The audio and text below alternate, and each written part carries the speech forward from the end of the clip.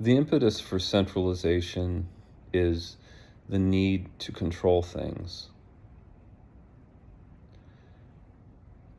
And centralization is driven by technology. I'd mentioned earlier how technology concentrates money, capital. And when there should be a democratic structure in place, influence is purchased directly through corruption. So corruption is that coefficient by which private money is converted into public power. So there's a double danger with technology. Technology concentrates power politically, but it also concentrates power in the natural world. It gives each individual more power to cause problems. So the world without humans is really devoid of problems. Everything has some cycle. Life, apart from us, has a cycle. Species appear and they disappear. I'm not going to say they reappear, but a life form that fills the niche may well reappear, like the dolphins and ichthyosaurs. It just evolves adaptively into its niche.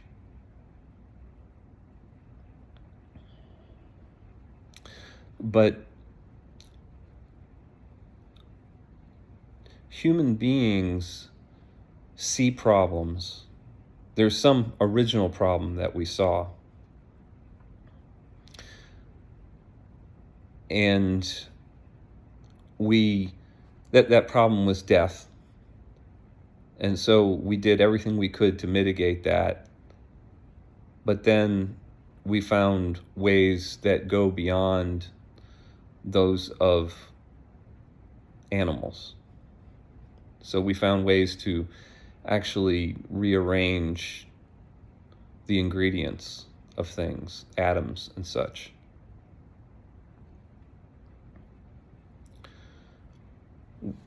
It came from a judging of what was to not be adequate. So the forbidden fruit, the knowledge of good and evil, to judge what is as evil and then mitigate it. That's the source of problems. That's where problems originated for human beings. And of course, that is predicated on being one for whom there can be problems.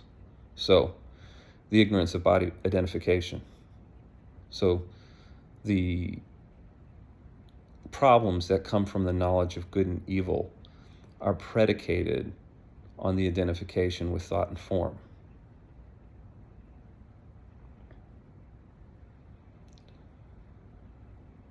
So as our technology improves, we each individually on average have more power to address what we see to be problems. But the problems that we see are oftentimes solutions to other problems that caused a problem. So pollution would be one, right? So all of our immediate problems, to solve those, we generate pollution. And then we have to solve the pollution problem. And then we may create another problem from that. But the point is that as the power of technology is greater per capita, if you will, the concentration of power into a few individuals gives them the ability to, or the perception that they could do more about the world's problems with technology. And on the surface, that would seem a good thing. But people often don't consider second and third order consequences of things. We're interfering with something that would operate perfectly without us.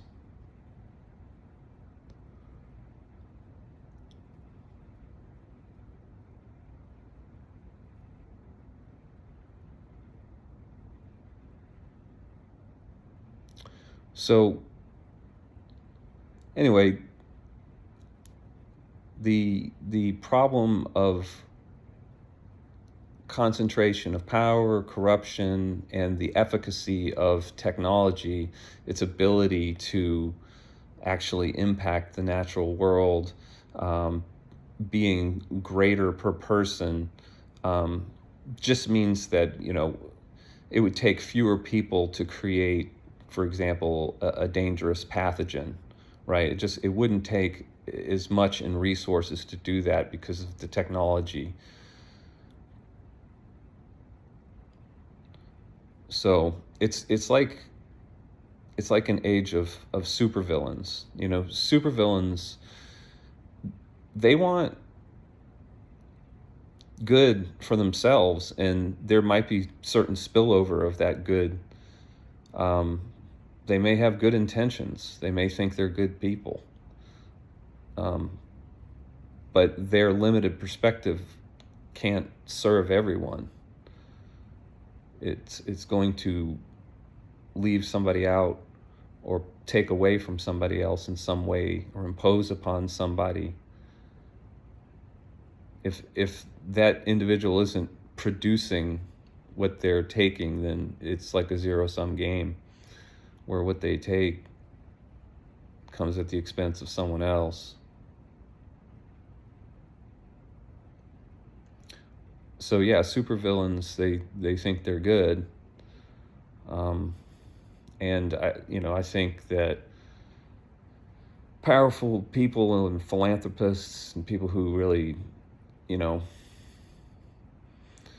get involved with problems, addressing problems, basically creating problems by addressing problems.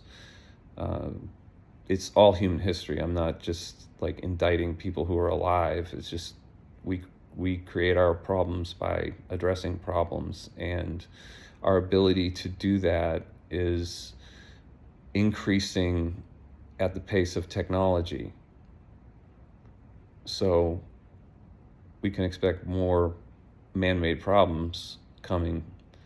I would say, even though the sales pitch is that it's going to solve all these problems, I think to the extent that they get deployed by a small number of people, it could be done in an unwise manner. So that's all.